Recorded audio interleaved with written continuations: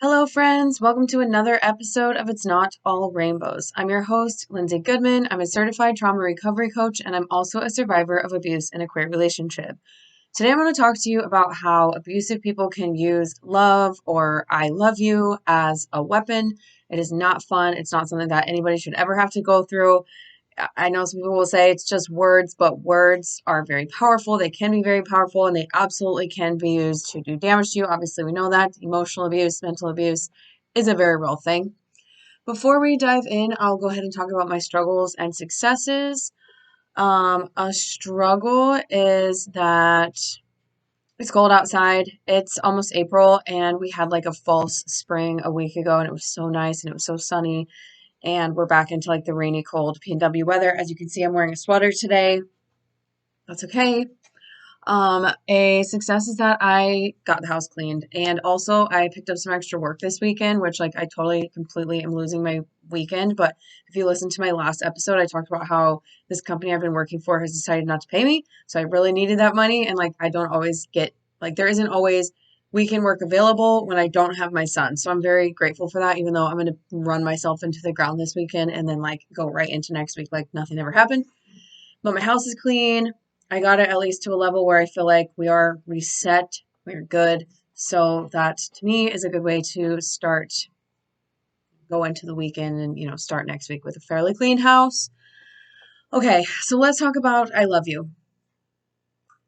I know I'm not the only one who has had an abusive person withdraw the use of the words I love you or use them as a weapon if you're trying to leave or something like that. I'm actually going to give a couple of examples of this. One example is you're trying to leave. You're trying to leave, and maybe they don't say I love you. They know that you want to hear I love you. You say it to them. You've been together for a while. Maybe they used to say it, they stopped, whatever it looks like. And the moment that you're saying, I can't do this anymore, I have to go, um, I'm leaving right now, I'm going to get my keys, whatever, you're on your way to the door, and they're like, I love you. I can't live without you. That's a weapon because they know you want to hear it. They know you want to feel loved. They know you don't want to feel so alone and crappy and horrible and unlovable like the way they've been making you feel. And so here they are now saying, I love you. Or in my case, they wouldn't say, I love you when I was trying to leave, but they would say, I love your son. I can't live without your son, which I've talked a fair amount about how kids can be used as pawns by abusive people. And, they can give that love and take it away just the same as they do with you. But that only saying I love you when it needs to be said for you to give in to something or give in to an apology or not leave them or whatever that looks like. It's manipulation. It's not real. It shouldn't be taken seriously, although I know it's very difficult because you're like, oh no, like you have empathy. So you're like, well, if I love someone, this is what I would feel and I wouldn't want them to leave. So I can understand why they're feeling this way. I'm going to hear them out, blah, blah, blah. Many, many times I stayed. Again, mine was more because it was like, I love your son. And then I would be looking at a picture of my son on the wall and feel guilty and I would stay. Another example is, again, withholding that I love you, which gets you to the point where they can use that as a way to rope you back in, is that for days or weeks or months at a time, they'll stop saying I love you. If they're mad at you, if you got into an argument, if you did something they didn't like, which again, like the rules are always changing, the goalposts are always moving, all of a sudden they're not saying I love you. So you're like, okay, I gotta go, love you, I love you.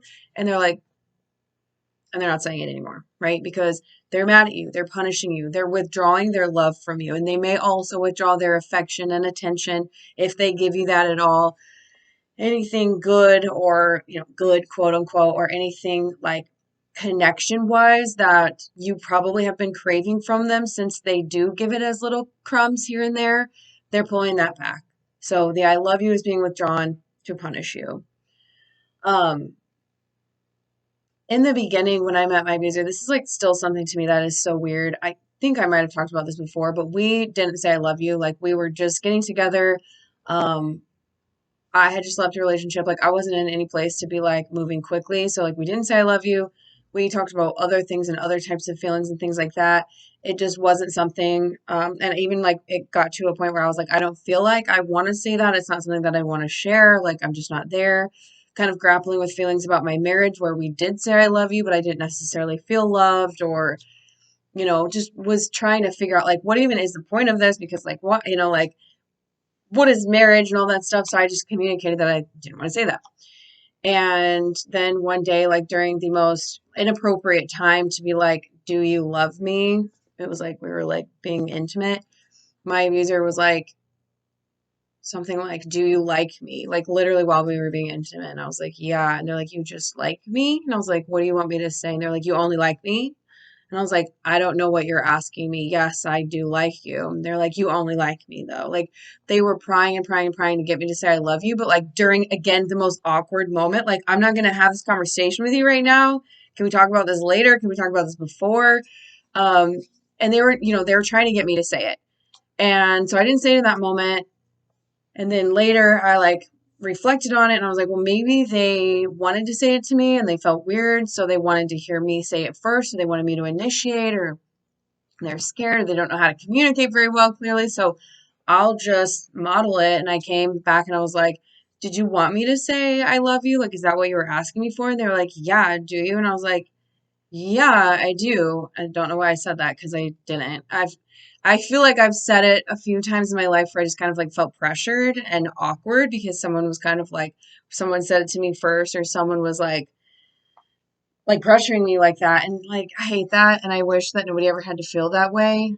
I mean, there are worse things to feel pressure about than saying I love you, but like it can come with issues.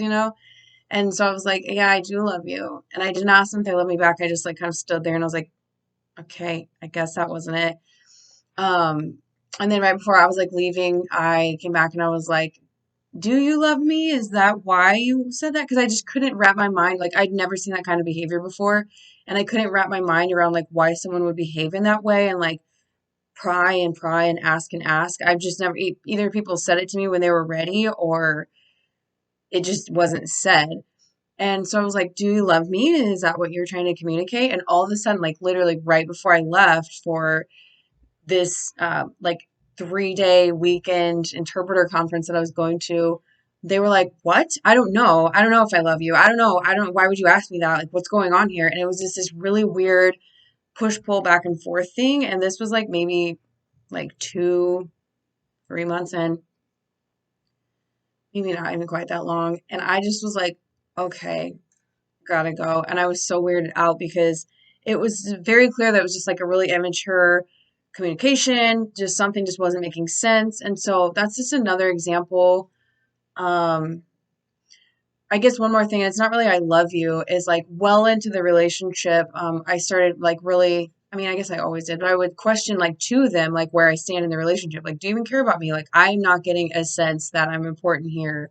And it's not necessarily because I'm an insecure person. Like, I can tell when someone cares about me and wants to be with me. And I was like, something is so off here. And so I would ask and I would say things like, I don't really believe in people having like one person or necessarily like a romantic soulmate. Like, I believe there might be someone who's like a real soul connection with people or multiple people like that.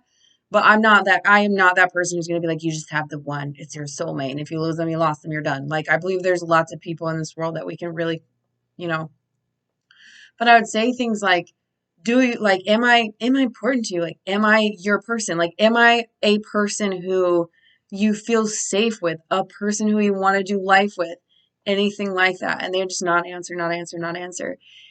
And then one day out of the blue, they wrote with a marker on a whiteboard, "You are my person." And I remember taking a picture because I was like, wow, this is huge. They're communicating with me. I'll take a picture. Like, I would take pictures of the tiniest little scraps of things.